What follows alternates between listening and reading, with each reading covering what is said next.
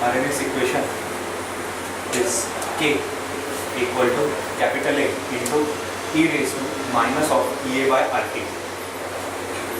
K is a rate constant of any reaction. Capital A is a constant of proportionality actually, and capital A is called frequency factor. What it means, I'll just explain. Actually speaking, a reaction will proceed when reactants will collide. If more collisions are there, or rather, if more is the frequency of collisions of the reactants, more will be the rate of the reaction. So capital A, which is called frequency factor, takes into account how much is the frequency of collisions between the reactant molecules.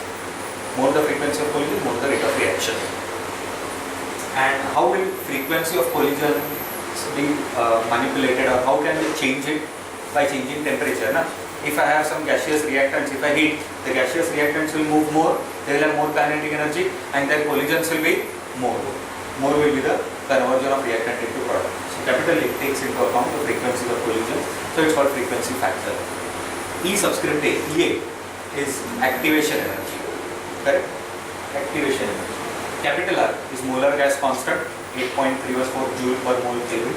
Capital T is temperature of the system in Kelvin. In chemistry, if you are ever confused whether to substitute temperature in degrees Celsius or in Kelvin or in Fahrenheit, substitute in Kelvin 99% of the times, or probably 100% of the times you will be right. Okay. So T is called absolute temperature or temperature in Kelvin of the system.